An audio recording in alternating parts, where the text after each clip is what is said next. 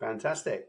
Very good. Listen, thank you very much, everyone, for joining us today on our. I'm trying to work this out what it's called, a LinkedIn Live Lunch and Learn, all the L's that we could possibly stream into one subject title. But in essence, what we try and do is bring everyone together for half an hour or so over lunch, presuming you've got your lunch or a cup of tea or whatever you're having. Chance for me to chat and interview someone from our industry who's a bit of an expert in their particular subject matter, share some ideas, share some best practice, and share some thinking. For those of you who don't know me, my name is James Osborne. I'm a non-exec director and advisor to the recruitment sector and co-founder of the Recruitment Network, which is a large global community of recruitment businesses and business advisors with one very clear objective is to help each other maximize productivity, profitability, and performance. And hopefully we do that in all sorts of different ways that you might be interested in. But for today, we're going to talk about websites, which is I've got a lot of questions about websites. I never know whether it's even worthwhile having websites these days anymore with everything that's going on. I know Darren's going to kill me for even suggesting that as a conversation, but the reason why I'm saying that is I think the key thing with websites is to make sure we're getting a return on investment. That's the key to all this. And I think sometimes a lot of people aren't getting enough of a return on investment, which is why we brought Darren Curtis on to join us today. He's the Chief Revenue Officer at SourceFlow. So Darren, thank you for joining us today. Hope you're well. Pleasure, James. Yeah, thank you for having me on. I'm doing very well, thanks. So like many, I think looking forward to the break over Christmas as we were just discussing. But yeah, I'm very well. Thanks for having me on. Fantastic, no, absolute pleasure. And again, and my point I'm making from here is like, how do we get a good return on investment from our websites? Because it's a vanity project in some sense, but there's definitely a sanity piece that sits behind it. And I'm really, really fascinated to understand a bit more about that. I think a lot of people look at the website as a sort of a shop front, as a digital shop front, which is great, but I think we often refer to it actually as a growth engine underneath that. So actually, what are we doing around that? So Darren, let's get straight into it. Actually, I will actually ask you. Do you want to give a quick 30-second overview of SourceFlow? I know you guys do Yeah, more. You do more than just build websites, right? So, well, we do. Yeah. So SourceFlow is a marketing platform which essentially underpins the websites that we build. So it sits behind it. Its purpose is solely for recruitment. Its purpose on driving revenue through candidate acquisition, client acquisition, whilst also giving you loads and loads of SEO bells and whistles to drive better traffic, but also reporting capability to understand where your traffic's coming from, where your conversions are coming from. And then obviously filter that data then into the third party ATS or CRMs. So yeah, I mean, that's in a nutshell. I mean, we design beautiful websites, but it's more than just a shop front, which is what you mentioned a yeah, moment ago. yeah, definitely. Well, let's get straight into it because if we're going to measure ROI on a website, then things like client conversions, candidate conversions, are obviously is probably two of the obvious places that you Yeah. start. So if you're looking at a typical recruitment agency website, what would they have to be doing, or what does a website have to be doing in order to enable you to maximize conversions, candidate and client side? I think the easy answer is market it. A website can't just sit in silo and just sit on its own and do nothing. And Right. it still amazes me some of the even some of the larger recruitment organizations that don't have a marketing function to drive sort of traffic into the business or drive brand or drive awareness. So a website has to be used. It's like a car. There's no good having a car that sits on your drive and doesn't go anywhere. You don't get the return on investment for it. But if you start taking it around the track, you have somebody that can drive it, then it starts to deliver results for you. And we go back to so your question, what can help drive and maximize conversions? A lot of it is the marketing team that sit around it, right? You've got to have all the tools in front of you, but you need a marketing team, or certainly a marketeer that can write good, engaging content, that can create content hooks that drive conversions. That obviously the recruitment team will be posting vacancies, and that obviously leads to conversions as well. But it's finding your hook within your business. It's understanding what your customers are actually saying, the challenges that they have, the challenges that they face, and writing really good content about it. So much so that someone's prepared to put the name and an email address in to actually download it. So white papers, trend reports, salary surveys, all of the traditional stuff that you see from some of the bigger recruitment organizations, but then take it into your niche. Get really niche with the salary surveys, look at trend reports, look at hiring reports, but gate it.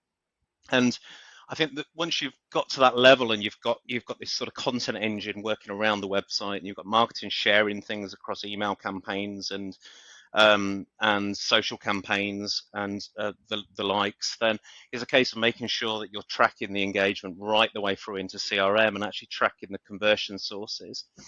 It's not just about tracking conversion sources, though. It's actually looking at the more granular last click attribution sources. So as we know, traffic comes into websites from various channels. It might come from LinkedIn. It might come from I don't know, Twitter, X, Facebook. It might come from email campaigns. Now, to truly understand how effective those marketing campaigns are, you have to have a place where you can track that last click into the website, and then the website do a handshake with the CRM, but also giving you that data to the CRM. So in an ideal world, what you'd like to be able to do that is when you're running your placement reports at the end of every month, end of every quarter, actually attribute revenue to the marketing activities that you've done. I think recruitment businesses will clearly then see that marketing in recruitment will work, and it can work, and it does work, but they can also put a pounds and pence against it. Now, some marketeers may love this. A lot of them will. There'll be a lot that don't as well, and that's generally down to just having people that sit within a marketing team that are probably more, I hate using this phrase, like the colour and in department. They're your marketing execs have been brought in to create brochures, but not actually market to generate leads. And I think that's where it probably differs to sort of in my industry in software as a service, where we work on MQL tracking, and then we work on MQL to SQL tracking, and our marketing department are targeted on certain things. So targeted on lead conversion, targeted on MQL to SQL conversion. It still surprises me that recruitment organizations don't work in a way like the software industry does. Some do, and some do it right. There's many that don't. And marketing should be, first and foremost, like a revenue driver. It shouldn't just be seen as putting pretty pictures onto a brochure. So going back to it, I mean, the key things for conversions is obviously making sure that you've got lots of valuable content, that your sales team are actually enabling the marketing team to write good quality content, gating that content, the client leads as well, and making sure that they're being sent into the CRM, which is more than possible. We send our client leads into supported CRMs, and then making sure that when those client leads actually turn into an opportunity, that when the placement occurs, you're actually allocating revenue towards the traffic channels and the marketing activities. When you get that right, you can then truly start to see how the website is performing. You can truly start to see how the marketing is performing as well. So in your job then, presumably you've got to work very closely with the marketing department. So it's not, so let's say I'm an SME recruitment company, 10 people. I don't have a marketing department per se. Go out and build a lovely website. You guys set that up. Your success as a website company is obviously in the hands, in theory, of the marketeers driving traffic to that website. Yes and no. I mean, you need a destination that's going to be engaging, that's going to work, that's going to be set up to perform. Whether that's performance in the search engines, whether that's performance for ensuring that the conversion levels are frictionless. So that we see so many websites even now where they're forcing registration through application process. You're actually making it very, very difficult for candidates to engage. And we look at it and think, right, how do we make a website that performs really highly? Well, there's multiples of things with that. It's ensuring that everything follows best practice for SEO. So ensuring that it can be found, that it's quick, that people don't get bored, that there's a clear user journey. So looking at the sort of the UI of the UX of the website, making sure that the journeys flow and we're getting somebody from here to there. We actually track every journey of every conversion, so we know when there's drop off, why there's drop off. There might be broken links potentially. Someone's added a link onto the website and it happens to be broken, so which kills off a dead end, which then that bit of traffic doesn't ever convert. So it's actually looking at those things and providing the tools for marketing teams to be able to do what they need to do. But then when it gets to us, ensuring that it's frictionless, ensuring that it's always available. We run something called a headless concept, which is probably quite new for many. And what headless does, it actually keeps a cache static version of your website always live. So it's always available and very, very, very, very quick. That way, whenever you push up content, it then changes the elements of the front end of the website, but it's actually detached from the CMS. So it means that it's rapid because it's always cached, it's always available. It means it's always rapid, and speed plays a big part, not just in search engine optimization, but it plays a big part in the user experience as well. I'm sure you've been on websites, many of the people on this have been on websites, and it lags. and then you go refresh again, refresh again. How many times are you going to do that before you bounce off? So Yeah. it's about creating sort of a very powerful, very high performing website, but keeping a close eye on actually when people are landing on it, are they heading in the right direction? Are they hitting a brick wall? Are they finding the right information quickly, and are they able to convert really quickly? And then providing all the tools behind it, whether that's through Google Analytics, if you're not a SourceFlow user. I said I wasn't going to plug SourceFlow, but you're going to get a bit of it. Yeah. Or using the analytical tools that sit within our platform. Do you just so I understand? And I don't know if you can answer this generically, but I suppose there must be some. It must be different depending on industry. But what's the usage difference between people looking at websites on their phone over a desktop? Because a lot of websites on the phone look rubbish in comparison to what's on the website, and maybe even But vice versa, if that matter. they do. I mean, in terms of usage levels, it goes up and down. During COVID, actually, there was more desktop than there was mobile Mm-hmm. because everybody was at home. Their laptop was always on. It was sat in sat in the living room, or it was sat on the side. We go back to when people were traveling and backwards and forwards on trains, their mobile usage was significantly higher. I think it reached around about a 60 to 40% during prior to COVID.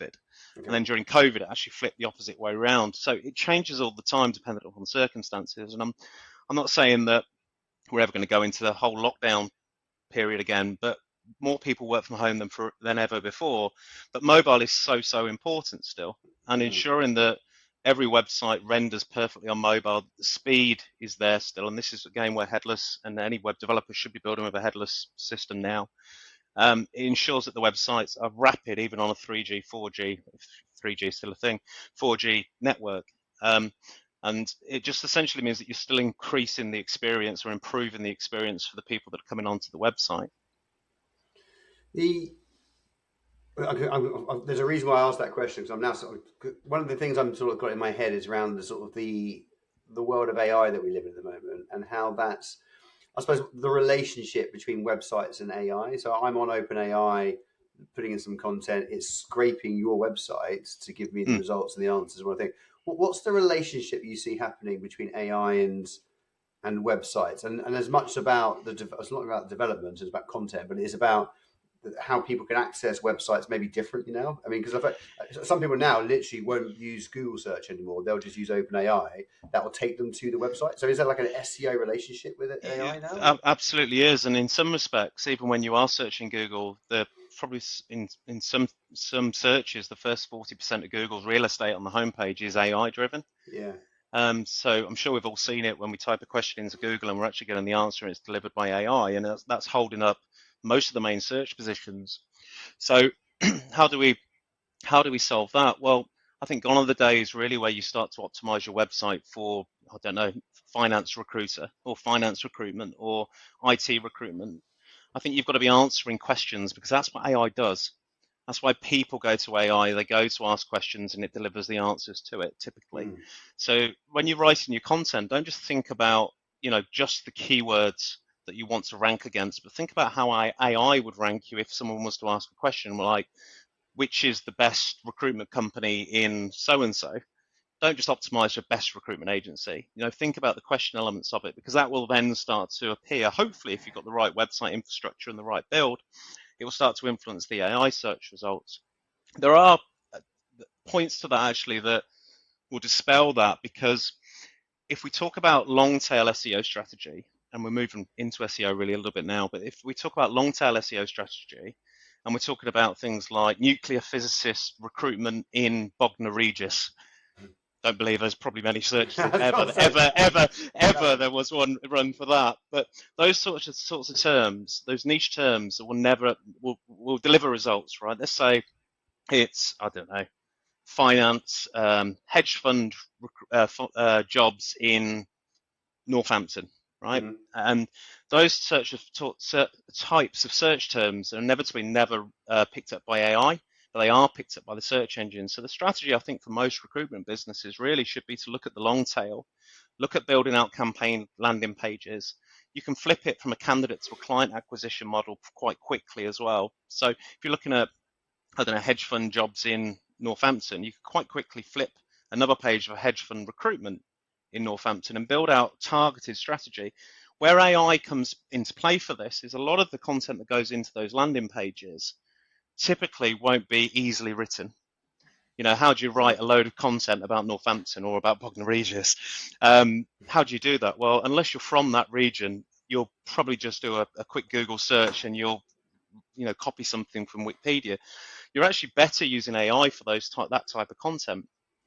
So being able to write me an SEO campaign landing page for hedge fund jobs in Northampton, right? And then it will start to deliver some content. You can go back through different prompts and make it more personable to you. You can actually ask AI to write in the tone of voice as your website as well, which I think is really clever. That's pretty smart. And then it will deliver these landing pages, which you can start to actually gain really good positions in the search engines. There'll be low targeted volume, but they will convert if the right search term is entered into Google and they find your content and there's clear calls to action. They will lead to a conversion. People think they can just put a website live and it just does its thing, and they'll target the very top of the tree search results, which are never going to get beaten by the likes of Indeed. But the long tail ones within the niche absolutely will, and you stand a good chance of return. So there's two prongs to it. One, look at a strategy for how our AI delivers results into the searches and write accordingly, generally around answering questions. And secondly, continue to build out your campaign landing page strategy for more niche terms that will actually drive a smaller traffic volume, but ones that convert. So it becomes more of a sanity metric than it does a vanity metric of just appearing in the search engines.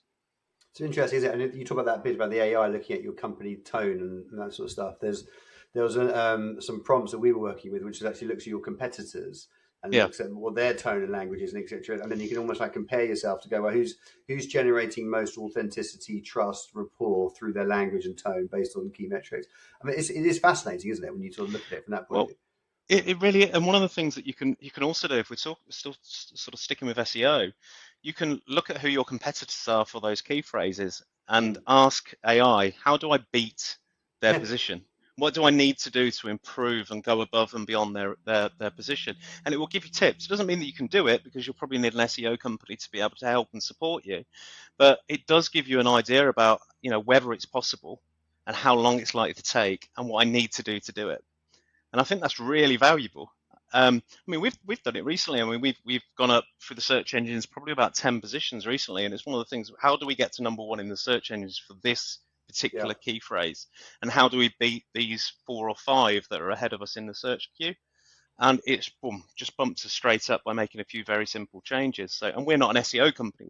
We don't provide SEO. We have partners for that. But we've never been wanted to provide SEO or marketing services. It's always been websites. But you can ask things and ask AI, and it will give you tips, and it will give you help, and it will give you support. Whether or not you then go and action it, whether you have the skills or the capability to action it, that comes down to you and your appetite to try and achieve those positions.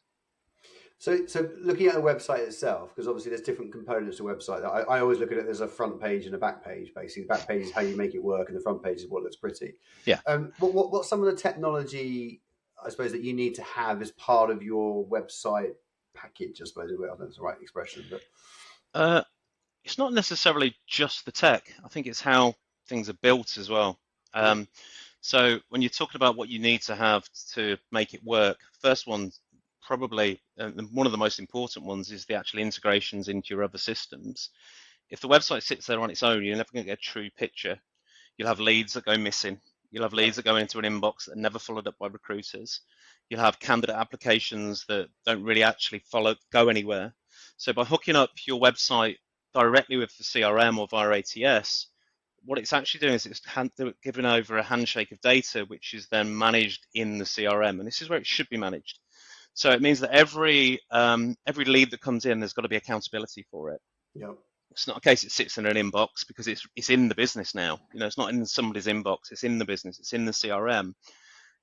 That should be then accountable. We should be looking at those MQL opportunities and finding out why they're not moving through to SQL conversion or through to an opportunity conversion. And you should run it, I think, very much like I said before, like a software business works. We run MQLs, as I said previously, and we then look at those MQLs and we then target them, how many move into opportunity, and then we look at how many opportunities to close. So you get true metrics from the top of the funnel right the way down to the close rates. So I think integration is absolutely key, but also job search. There's been so many poorly implemented websites with very poor job searches, and there's no excuse for it now because there's so many ways in how you can get good job searches to work. The use of Google As in the Talent actual Cloud. search function you talk about. Yeah, yeah. Yeah. Originally, you see ones with like drop downs or pick lists and stuff like that. Now, what happens if a job sits outside of those drop downs or pick lists? Recruitment consultant's going to put it into the closest one. So Yeah. then, when people are actually searching for vacancies, they're never going to actually find the most relevant opportunities to them. So I think there's no excuse really now for having a very clear, concise job search that actually delivers the right results, will deliver radial views from locational searches. I mean, Google Talent Cloud API changed all that really, and having a job Mm. search being powered by the same underlying architecture that powers Google for Jobs means that it's pretty well supported as well. It will look for acronyms, it will look for spelling mistakes, and it will deliver the right information quickly and easily for the candidates to then convert. And then there's a host of reporting as well. So if you don't report on the performance of your website, how do you know whether it's doing well or doing badly? Mm-hmm. And I think you need to look at the reporting in two ways. I always like to look for negatives when it comes to where there's maybe a gap. How can we improve that part? There's a gap here. We're not performing well in this area. Why aren't we performing well in this area? What do we need to do to perform well in this area? And that comes from good data analytics. But at the same time, where are we doing well? Where do we need to spend more money, more time? So having really good data reporting, analytical reporting is absolutely key to that. And that's just on your traffic levels, on your traffic performance, not on the placements and the conversions that your website is actually making. Well, so many people look at those reports and it is a bit of a pat on the back stuff. As long as the lines are going up, Yeah, it's like you've got to do pointless. something. It's got to be actionable, right? You've got to do something off the back of it. The on that search stuff you mentioned, do you think that there will be? Do you think there will be a time when things like generative AI and bots will overtake traditional searching? So I go to my website, rather than type in what I'm looking for, I have a chat with someone to tell me what I might have not even thought about looking for. Um, Good question. I think the way that tech has moved so rapidly with the introduction of AI, and we're seeing more and more people go to ChatGPT than we do Google now. Well, not more than people than Google, but there's definitely more people going to AI now than ever before because it wasn't around previously, and some people go there as the first point of call. What's there to stop the website actually finding the jobs for the candidate, not the other way around? So a candidate comes along to a website, they upload their CV. The CV then stores an AI within a job search then starts to recommend and match jobs based upon the skills criteria of that particular candidate, whether or not the AI potentially is, or the language model is looking at maybe a future move, or maybe what's the right job, and then it delivers a match, but it will only ever deliver the right jobs for that candidate, removing all of the jobs that aren't right. So actually, I think there is a change going to happen Mm. because AI should be able to match at the very front end, and it will be able to, the very front end of any website to provide jobs to candidates, not the candidate finding the job. That will speed things up significantly for the candidates that are looking for a role, but it will also make sure that the recruitment business actually receives the right candidates against the roles that they're applying for. I mean, how many times have we had, as recruiters, how many times have we had chefs applying to IT managers' jobs, never had an experience in IT, but decides that's the job that they want to do? Now, if the website is actually telling the candidate which jobs they're actually capable of applying for and which ones that gives them the highest success rate, I think that's where there'll be a change. I Mm. think we're not just leaving it to the candidate to say, where do I want to work? What do I want to do? But actually saying, what are you capable of doing? Where do your skills match? And there might only be 3 jobs for that candidate. It removes all of the others. They don't see a big job database of jobs. You don't get all of these spam candidates come through. And recruiters will become better with less applications Yeah. because the applications that are coming through are a lot more relevant to them. And I think that will be a shift. But you need the functionality to be able to make all that happen. And I mean, You do. if you look at a lot of the recruitment sector, or if you look at a lot of just the sector, just full stop, there's a lot of people who've got websites built in WordPress and that type of stuff. And what are your general thoughts about WordPress websites, and how they're going to, how resilient are they and scalable are they moving forward? Um, there was an article actually put on um, a website called WordFence recently. I think it was a couple of weeks ago, and WordFence is like one of the biggest security companies that operate across the WordPress platform. Mm-hmm. And it came, I think the words were, and this is the biggest security risk we have ever seen on the WordPress platform, where there was 4 million instances of people being able to access from the externally access the CMS of their customer's website, which of their own website, of a company's website. Now, if they can access the CMS, they can access data, and if they can access data, you're in breach. So I think WordPress, Mm. although a very, very good tool, is an excellent content management system. To make it work efficiently for our sector, you have to have lots of plugins. Yeah. So you have to bring in a job search plugin, you have to bring in an analytics plugin, you have to bring in security plugins, but they're all often run by third parties. So they're not particularly secure because one of these plugins might be built by a hobbyist that sat in his bedroom in his pants that's decided to build a job function and then put it onto the WordPress marketplace, and he's making a few quid out of it. But imagine the support on that. So yeah, when I saw it on WordFence recently, and I'll share the link, I was like, yeah, this sort of stands to reason because WordPress has always been one of the most hacked platforms. It's a Yeah. great CMS, but that is Mm. what it is. It is a CMS. It's not a platform. It's not one that looks necessarily at security because often it's not taking data until it's bodged to work in a particular industry like recruitment. Um, so yeah, I worry about people using WordPress in the recruitment space because they handle personal data all of the time. So unless they're going to continually delete the data out the back of that system, it's at risk. In the Yeah. same way that I think websites that run candidate portals that don't automatically delete the data that's inactive after 30 days or 60 days or 90 days, because you're hosting data within the portal, it's readily available to the web, and it only takes somebody to hack it and get access to the data. So, yeah, I question that logic as well. I think candidate portals should probably be run from the CRM, so candidates can update their preferences via automation or something like that, where they've not just got their data just held on the URL sat on the web. So I'll go back to it. Like WordPress is a phenomenal CMS, very, very Mm. good, but it's a CMS. It's Yeah. not a website platform for a particular industry necessarily, and that's where there's risk. That's where Okay. there's tremendous risk. And by all means, read the article on WordFence, but I'll share it around. Thank you. Well, I'm just conscious of time. We're sort of coming almost towards the end. I'm just really interested. You deal with, you make, create, design so many websites all the time, and you probably look at millions more besides.